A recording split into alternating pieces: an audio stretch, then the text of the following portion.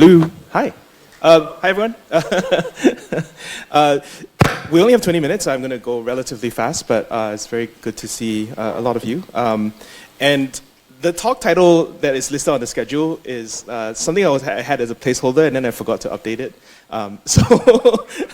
But this is really the talk that I've been working with for a lot of my US conferences, and then I wanted to do something special just for the Singapore Southeast Asia crew. And basically, the first half of it really starts about defining this term of the AI engineer and how it's relevant for potentially a JavaScript audience. I strongly identify with it. I come from the JavaScript community.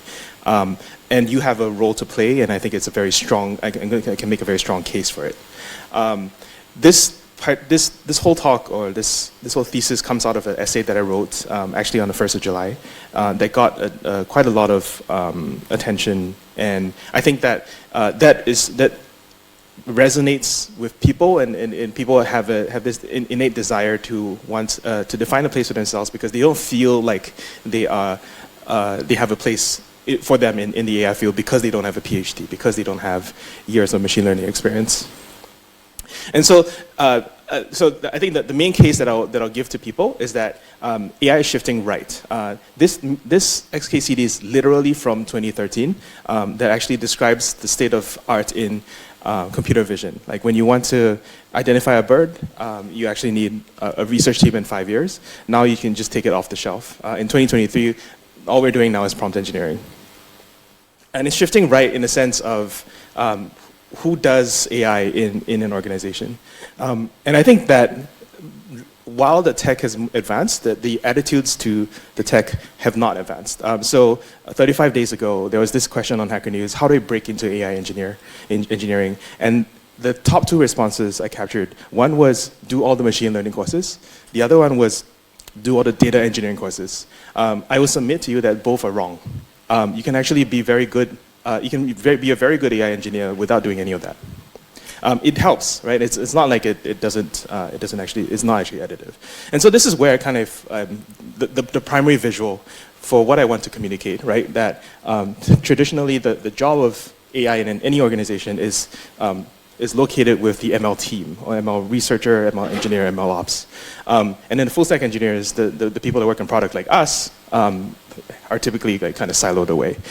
Now that there is an API layer, now that there's a lot of outsourcing of the sort of fundamental research thanks to foundation models, there is an emerging stack that you can specialize in that is a job that is emerging that I think JavaScript developers have a role to play. And so that's the main thesis.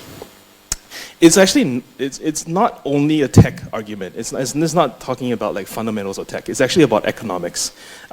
There's probably about 3 to 4 orders of magnitude more AI engineers than are available ML engineers. And just the sheer scarcity of ML research talent means that there will be a less research-oriented, more product-oriented subdiscipline that emerges for software engineering. And I think that is probably some people in this audience right now.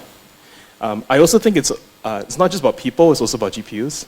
Just fundamentally, there's billions of dollars being poured into buying up GPUs, and not every company on earth will be able to get the allocation of the hardware that they want to have to run a traditional ML organization. So in other words, instead of buying your own hardware, hosting it, you're going to consume it through APIs. And that is no longer the domain of ML researchers, it's actually the domain of software engineers, which is something we're very well capable of doing. This chart is from the Stability AI demo day, where they actually showed a nuclear arms race in terms of numbers of GPUs. All these companies are just hoarding GPUs like nobody's business. It's also about sociology. So it's, again, like this is about people, it's about GPUs. It's also about just like internal culture within a company. Every company that I advise a few companies, and every company that I know of has this informal Slack group, Discord group, whatever, talking about AI. And it's just kind of grown over time. It started as one channel and then more channels, and now I have a whole Discord running around, having conversations daily.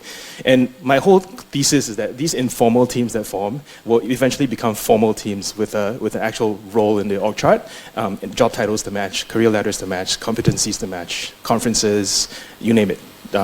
It's going to happen.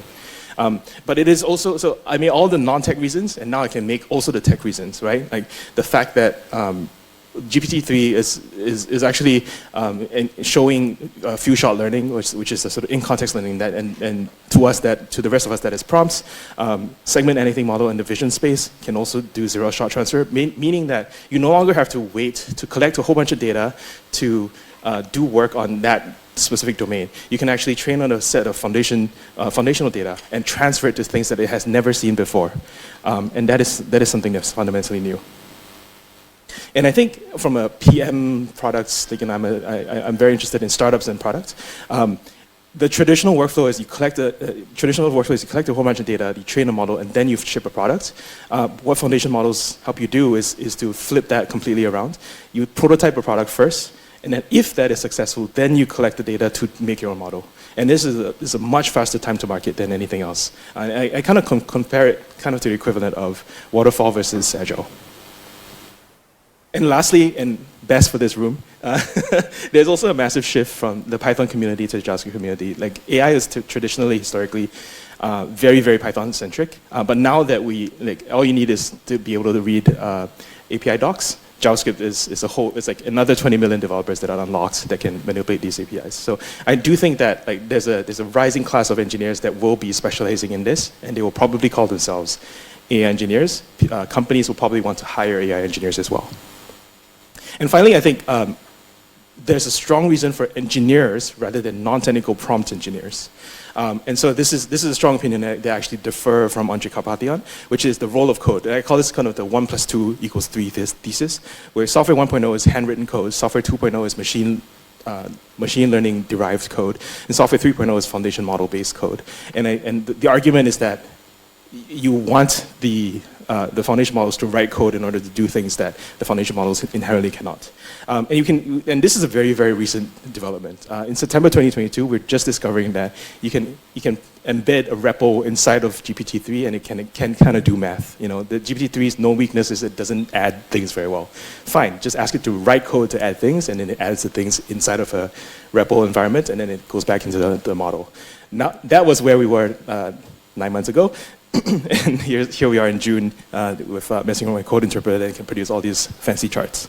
And I think that's the direction of code is essentially where this is going. Like progressing from GPT-3 to 3.5 to 4, and now it being able to write code in the loop is able to fill out a lot of the functionality that it was lacking in previous times.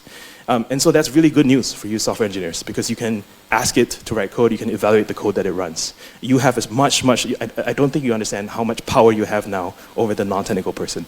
It is scary. And then finally, I think this is a more subtle point I've been pushing that I don't think I have the way to push. A lot of the architectures that people are doing to write their AI apps are basically LLM core apps. It's LLM at the core and a thin wrapper of code around. The fundamental trend that I'm seeing that's shifting is that they're actually splitting apart the role of the LLMs into domain-specific use cases and then stitching it together with code as the core of it. So fundamentally trying to escape the LLM capabilities because we know how to scale code, we don't know how to scale LLMs. And these are all the problems that I basically identified in my piece, and I organized a conference that is not going to be here, that is in San Francisco. So the second part of my talk is, all right, this sounds great. Everyone's very excited about this. What should I do based here, where the community is definitely very US-centric.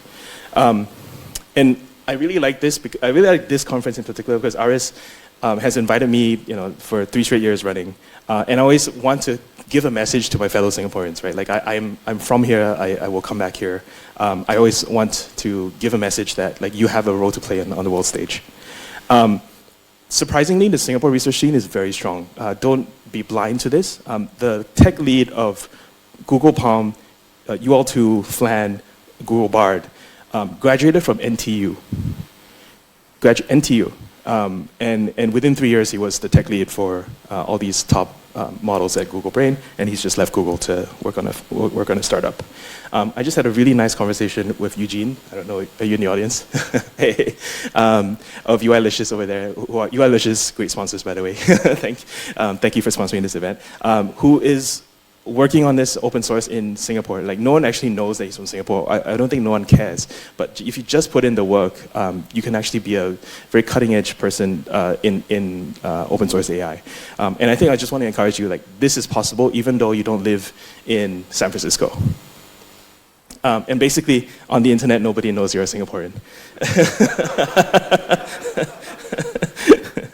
So if I have a little bit more time, I am actually trying to, like, a lot of people are asking me for, like, what do I do, where do I start, what do I do? I'm actually developing a course on this, and I'm not, like, it's a free course, it's not done yet, but I'll just preview to you, you're the first people in the world to see this.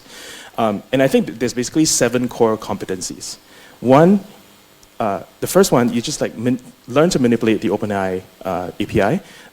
Understand the importance of streaming. Streaming is now the standard. Like you have to know how to stream because that is how the time to first token, that is how the perceived performance of your apps will feel magical and will feel instantly fast. Learn to read through the OpenAI cookbook. It's a GitHub repo. It's a lot of gold in there, and most people don't even know about it because it's not in the official docs. Learn to manage token limits and read the doc on best practices. So that's day 1 of the course. Day 2 will be about prompt tooling, and this is where you interact with vector databases and start to learn the new tools that have emerged like LangChain and Llama Index. Day 3, code generation is something I talked about. It's very, very important for you as a software engineer to understand how to manipulate LLMs to write code well and to understand where it falls short. And knowing that difference will make you a lot more effective because you can effectively have your own little small developer working for you. Day 4 starts to go a little bit more multimodal, right? So we went from the modality of English to modality of code, and now you can think of the modality of images. Image generation, I think, is very well known, but you might want to think about the things that people pay for. And so my ultimate goal is really for, like, once you're an AI engineer, any founder, or if you want to ship a product yourself, you should be able to be familiar with all the basic tooling that everyone else already knows well. And so this is Dream Booth, and this is a dog that someone like submitted. You should be able to pose that dog in made-up images. And this is a very, very common skill. You can take a day and learn it. It's very, very, very accessible. Day 5. Going to the audio domain, you should be able to manipulate speech to text, and you can do it real time as well. And it's very fascinating. I wish I could show you this demo, but I can't. I don't have time. Day 7, well, I think day 6, fine-tuning and running open source models. This is just a Wild West, but most people have not had the time to go through the top models. And so these are the main ones that you want to know. And then understanding on how to host it on GPU infra. You can't just push it to Netlify or Vercel. You have to figure out a new set of model hosts. But again, very well within your capabilities, you can do it in a single day. Day 7 is the most frontier of it, and that's AI agents. I have a blog post about this called The Anatomy of Autonomy if you want to check it out. And that's it. That's 7 days. I'm working on this as a podcast, as a newsletter, and I'm basically trying to help people understand this from the perspective of a software engineer interfacing with this. We just cracked number 10 on the US Tech Podcast, so I'm very proud about that. And thank you.